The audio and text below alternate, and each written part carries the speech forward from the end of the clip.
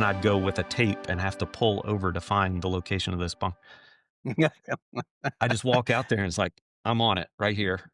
Why would you not embrace that? It's so valuable. And one of the big things we do talk about though is we want to take the plan we designed and utilize technology. We put it on the ground in the field, and then whatever the field and the dirt tells us, we'll tweak it to get better. Right, right. But man, what a tool. So how much, you have the idea, you've designed it, using technology, you get out there, start moving dirt, and it's almost like the remodeling shows you see, all of a sudden you go, uh-oh, we've got a problem.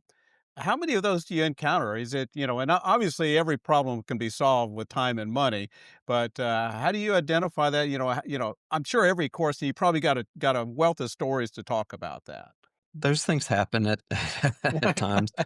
It's certainly something you said earlier. The idea of designing on a piece of paper and working through potential issues on paper is always the best. You're always going to be in a better position working through as much of that ahead of time as possible.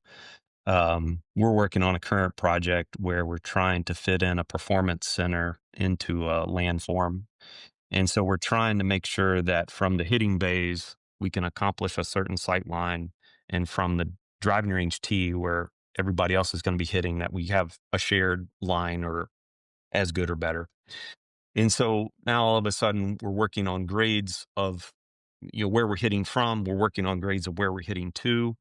Um, boy, being able to try to figure that out and utilizing technology, being able to draw sight lines quickly. Um, yeah, I mean, another really valuable tool of working through a problem in the field. For the most part, I love to think about golf course design totally different from building a parking lot or a road or um, anything that's hard and fast, right? The dirt, it's just dirt, You're right. right? As long as we can make it drain and as long as we can create something fun to play on, a happy accident. I've got a little figurine of Bob Ross here. He's one of my favorite inspirational figures. Happy accident, no problem. We'll figure it out. You know? Anyways, Well, that's awesome. Well, it sounds like to me you enjoy what you're doing. You're having a lot of fun. You get to meet a lot of different people. What I'm seeing, the evolution of the game is how do we be more inclusive? I think the game has changed in the last 15, 20 years. You're seeing, I think COVID attributed to a lot of that, where families started to embrace it. Memberships are at an all-time high, and it becomes now a lifestyle for a lot of families. And what are you seeing?